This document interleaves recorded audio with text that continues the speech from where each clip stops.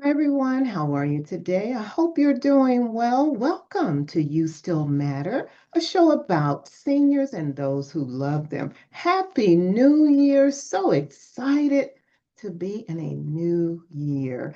And just really want to start out by saying very, very grateful actually to have made it to 2026. Of course, 2025 was an extremely challenging year for many.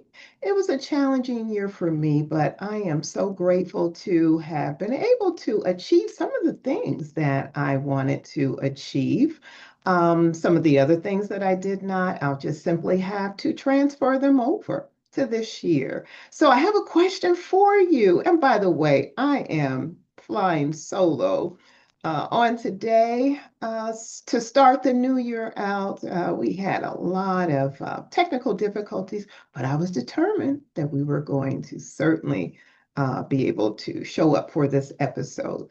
But my question is, are you someone who makes New Year's resolutions or goals?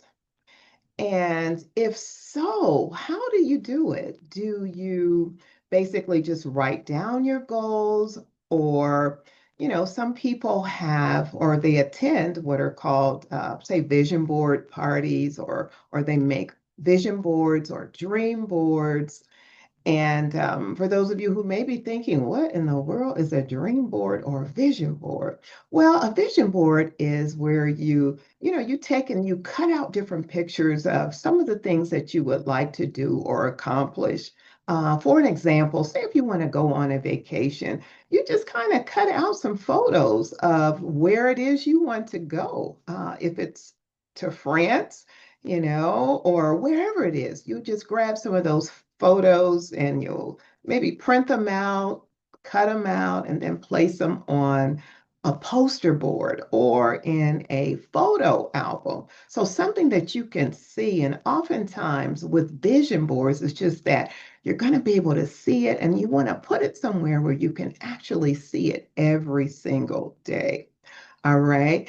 And it just kind of makes it fun, I believe. And I've done some of the parties, I've hosted some of the vision board parties, and it's really fun because you do it with, either friends or family members, or sometimes maybe people who you work with. And it's just really a good time to be able to do those.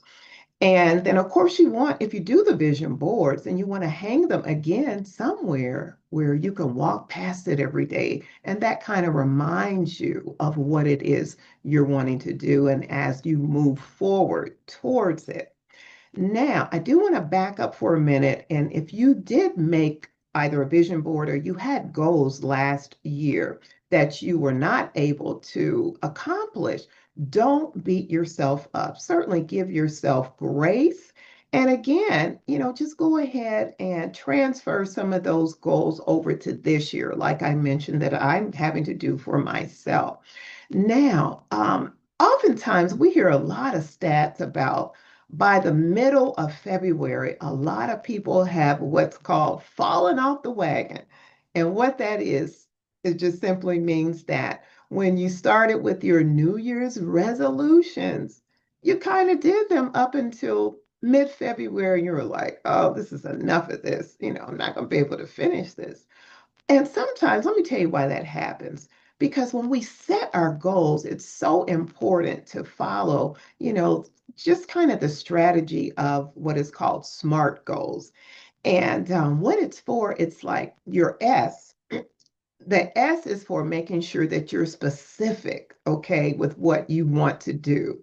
For example, some of the common um, goals generally at the beginning of the year, people say, "Oh, I want to lose weight," or I want to read more. I want to make sure that I eat better.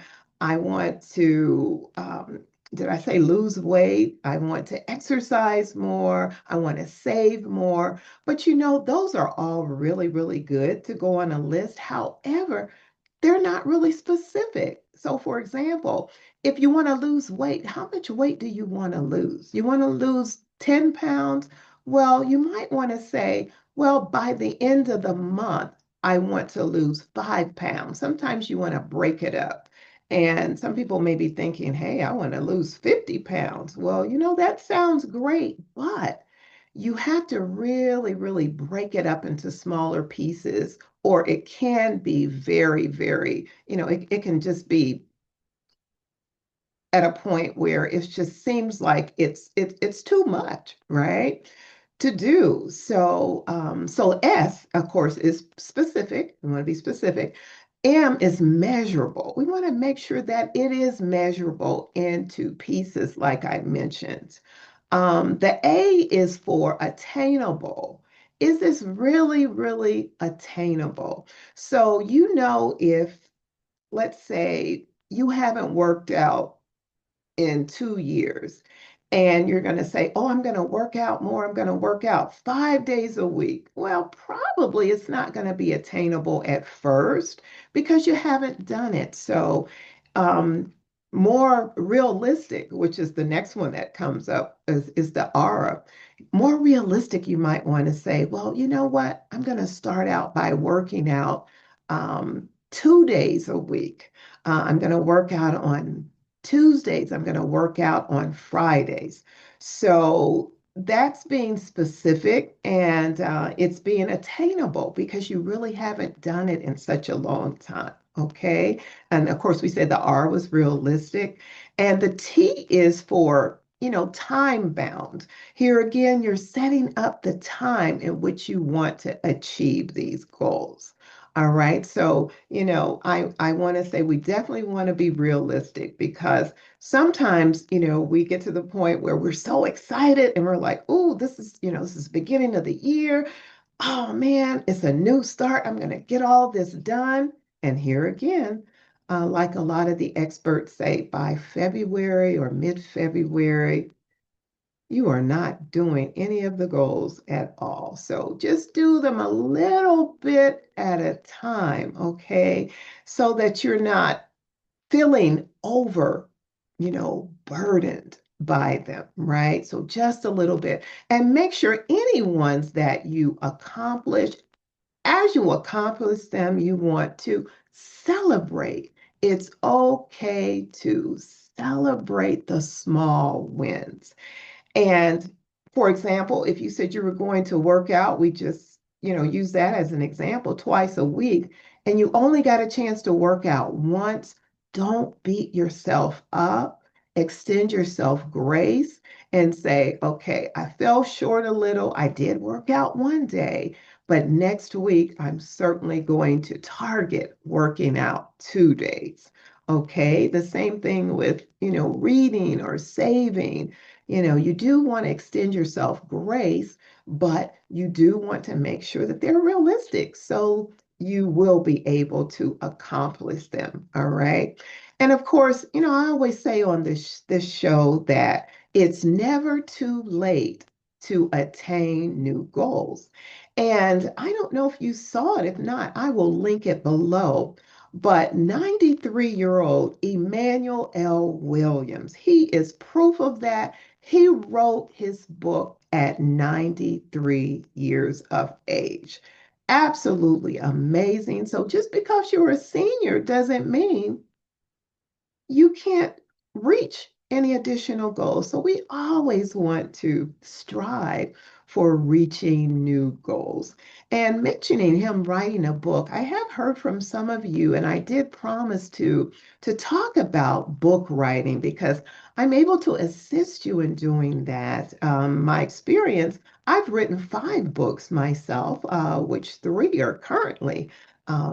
They're most current right now, but I do assist others. And, Pastor Emmanuel L. Williams was one of the ones that I did help. And so I will also put that information below, and you can just reach out to me like some of you have. Just send me an email at youstillmatter55@gmail.com, and I will certainly get back to you. And yes, seniors, I know you know this already. You have a lot of wisdom. Seniors have so much wisdom and experience, and it would be such a great idea to make sure that this wisdom that you carry that people need. they really need to know a lot of what you know. So that would be great to have that captured in a book to make it part of your legacy. All right. And again, I'll be more than happy to help you do, what you would like as far as getting that pinned, if you will. All right. So I must say that I am very, very grateful for this platform, this show. I'm grateful for all of you viewers who watch the broadcast. I'm so thankful for each and every one of you. And you know what? I am so grateful when you send messages to me. I always, of course, enjoy sharing those. Today is no different. I'm going to read one of them. Um, it says, "Hi, Donna. Thanks for another wonderful podcast with Glenda Manning. She gave such meaningful ideas on celebrating the holidays and ways to work through the many emotions, life changes we gave as seniors. The ideas of practical gifts is awesome. One idea for all of your cards is to put them in a scrapbook. And what she's talking about on the last episode, Glenda and I talked about how we love cards, actual cards. We like e-cards, but it's just something about the actual physical cards. And ironically enough, she and I both collect those cards, and we were asking for ways that we can, be able to keep them. And so, of course, Rose Jackson said one idea for all your cards is to put them in a scrapbook, like we do with photo albums. Looking forward to the next podcast. God bless and happy holidays. And this came from Rose Jackson. Rose, thank you so much. We so appreciate when you take the time to send us comments. There was another one, it was the email that I received. It says, "Thanks for your show, Donna. And I look forward to your episodes in the new year. My friends and I in our senior center watch." And this comes from Caesar in Alpharetta, Georgia. Caesar, thank you so much for watching and for inviting your friends in your senior center to do so as well. Well, again, happy, happy New Year. I am just so delighted that we have started 2026. And, I predict this is going to be a great year. So, whatever, again, you didn't accomplish in 2025, either let it go, or if it's something that you can still do in 2026, just roll it over like a couple of things that I've done as well. All right, so we will see you soon. Remember that our new episodes are right now, they're on the first and the third Thursdays of each month. Okay, again, thank you so much for tuning in. Take care.